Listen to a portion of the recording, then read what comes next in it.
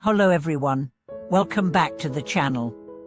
Thank you for choosing to spend your time with us today. If you've ever sat in the stillness of the night, contemplating the meaning of life, wondering whether destiny is set in stone, and asking yourself if liberation from suffering is truly possible, this video is for you.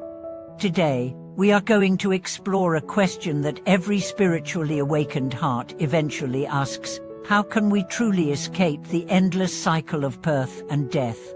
What is the secret to transcending the endless rounds of suffering, joy, loss, and gain? What if the answer lies in just 10 words?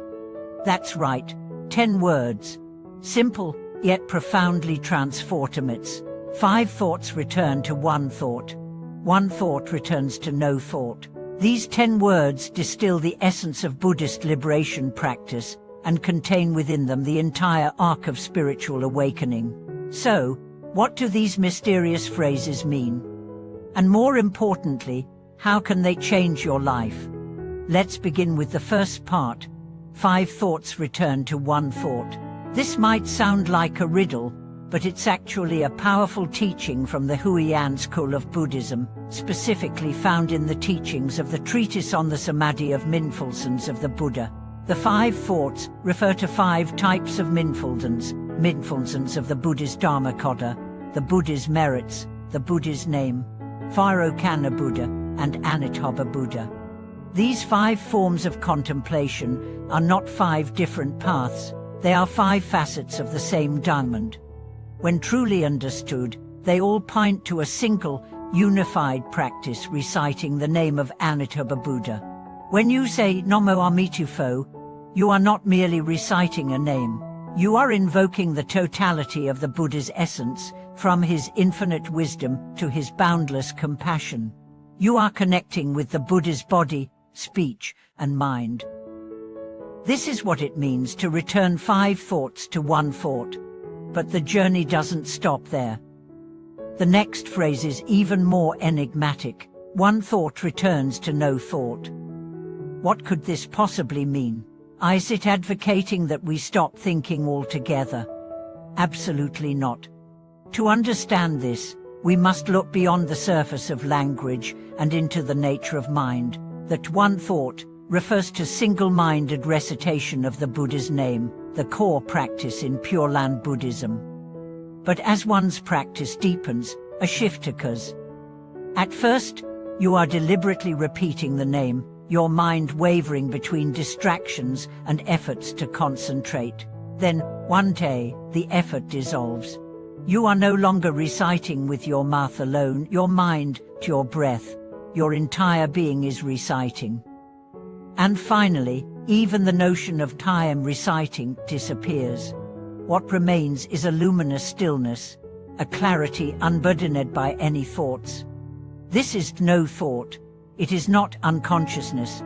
It is not emptiness in the nihilistic sense. It is pure awareness, untouched by grasping or aversion, a space where the sacred name rises spontaneously from the heart and dissolves into the infinite. To illustrate this, let me tell you a story. There was once an old man who lived in the countryside. Every morning, before sunrise, he would light incense and chant Namo Amitufo. He was not learned. He did not know the scriptures. He simply believed that by reciting the Buddha's name with a sincere heart, he could be reborn in the Pure Land. His neighbors laughed at him. They said he was wasting his time, but he continued undisturbed. Decades passed.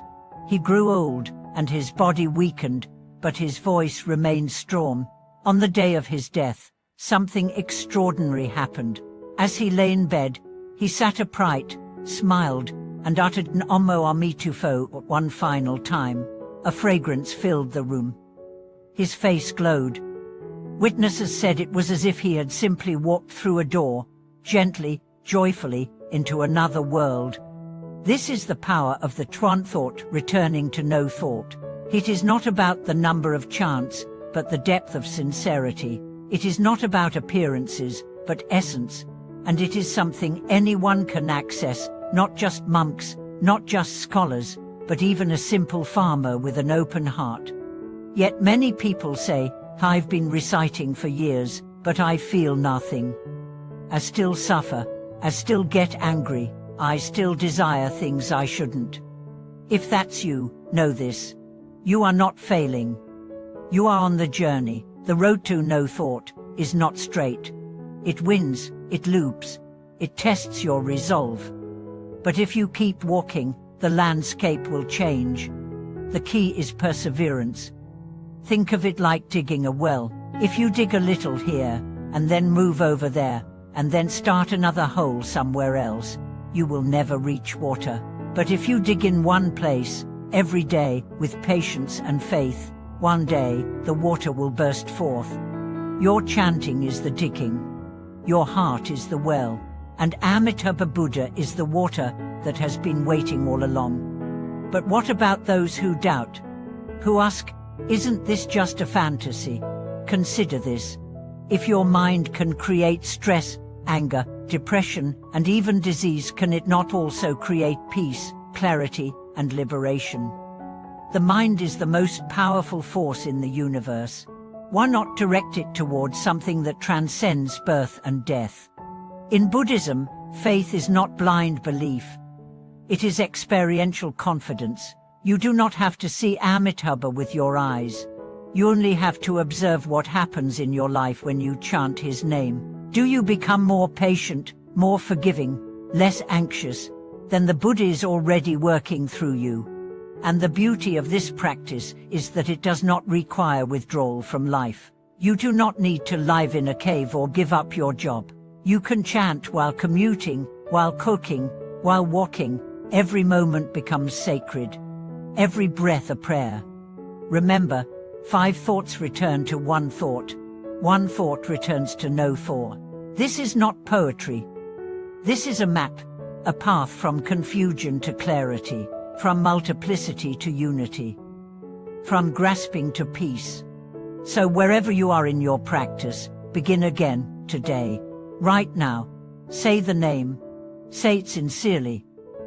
Say it from your pain, your hope, your longing. And keep saying it until the walls of your ego melt and only light remains. That light is your true home.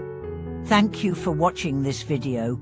If this touched you, if you felt even a flicker of recognition, please share your journey in the comments.